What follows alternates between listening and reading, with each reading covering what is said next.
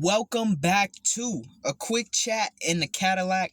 My name is SG, and I like to explore the simplicity of complexity. So if you don't know, this is my show, and I'm going to break it down for you real and quick. Both of them. Alright, my nose is running because I just put a pool of hot sauce on my over easy sunny side up eggs that I just had for breakfast at this cool little breakfast spot. So disregard the sinus and nasal sonics. Today I'm just going to be flat out with you because I don't feel like wasting nobody's goddamn time. You can't play with everybody. You cannot play with everybody. Let me go ahead and just say it one more time in case you didn't get the message. You can't fucking play with everybody. It's some people out here who've been putting in so much effort, so much sweat equity, so much positive energy into this world and into their surroundings that they are essentially shielded.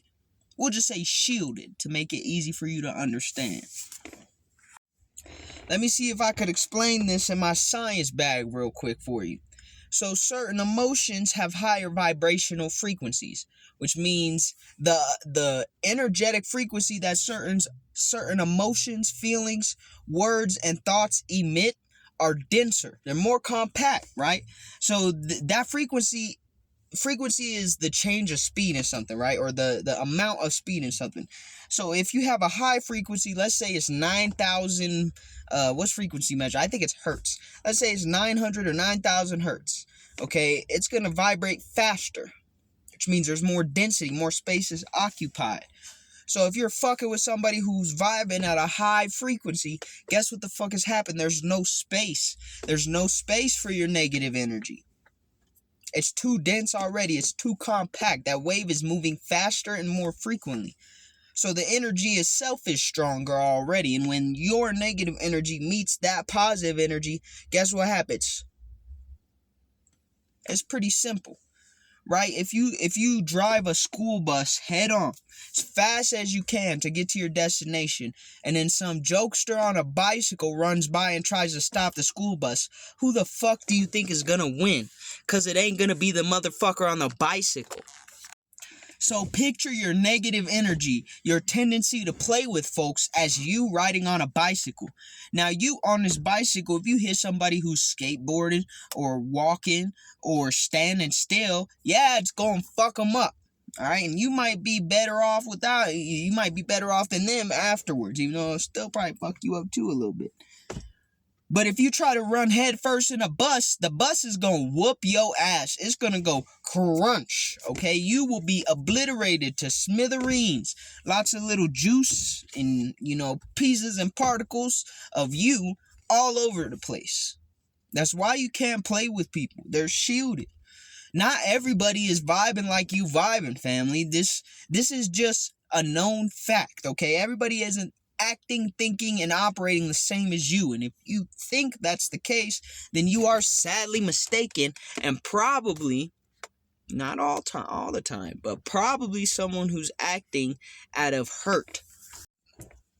And especially if you're doing so with low frequency emotions, low frequency thoughts, and low frequency words, you have rendered yourself ineffective against anything that you actually are trying to stop.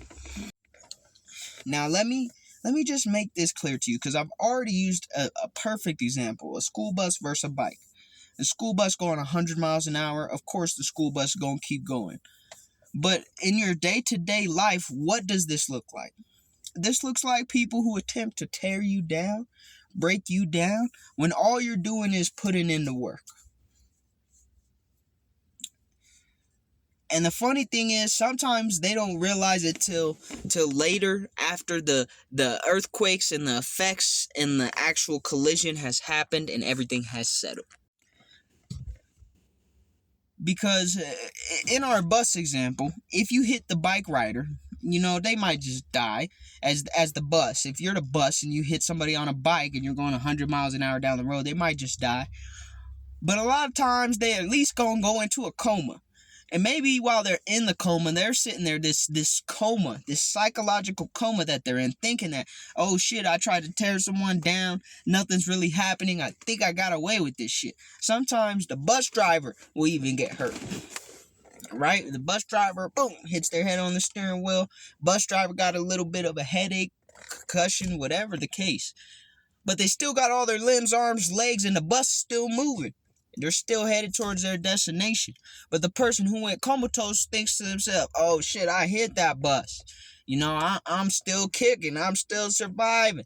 The bus driver got a headache. And then they wake up paralyzed. They wake up and they don't got no arms or they ain't got no legs. It's true, but it's also very sad because you think about the people who try to tear you down on the way. Crabs in a barrel, you know, crabs in a bucket, fish in a barrel, whatever the fuck you want to say. Whatever expression you want to use is fine. People have an inclination to tear down those who attempt to achieve more. But if you are one of those unfortunate souls who thinks taking on someone on their journey to be their best version of their self, and they've been at it for a while, if you think taking them on and trying to tear them down is something that's going to benefit you, you're sadly fucking mistaken. And I wish I could tell you I feel bad for you, but I don't think I really do.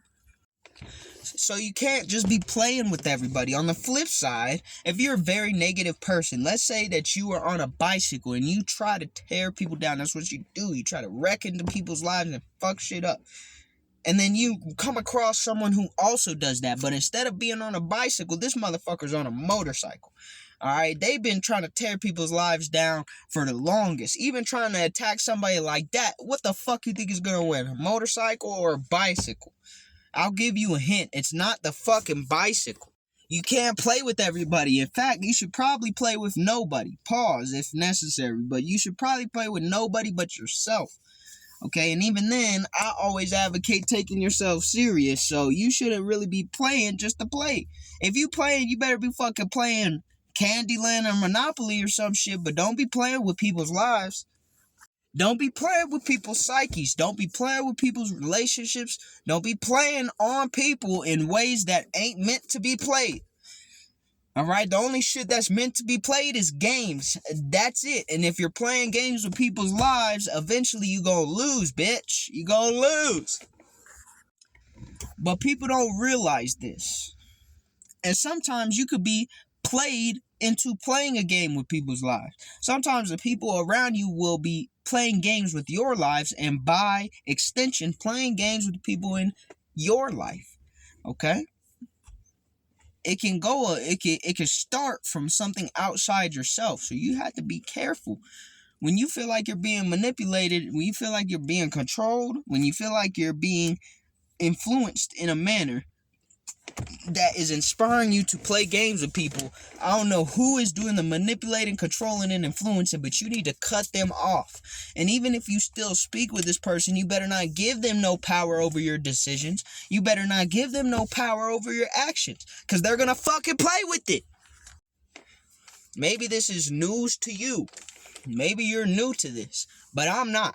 Let me tell you, I have been in any of these situations on this spectrum, whether it's, messing around, playing with somebody else's life, playing with my own life, having other people try to play with me, play with my life, pause if necessary again, being the third party that try to play people through manipulating the other person and have them play with the other person's life, and vice versa. I've been in each of these roles, and that's why I can tell you these things with such conviction, because I've experienced it.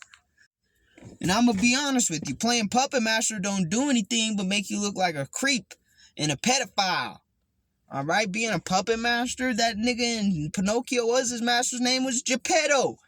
That shit's wild. He was playing with little boys. If you don't want to be a puppet master, which you shouldn't be, unless you're a ventriloquist and you're Jeff Dunham or something, I still think that's weird, but at least there's some value in it. To each their own. But don't fucking play with people, because you cannot play with everybody. Peace.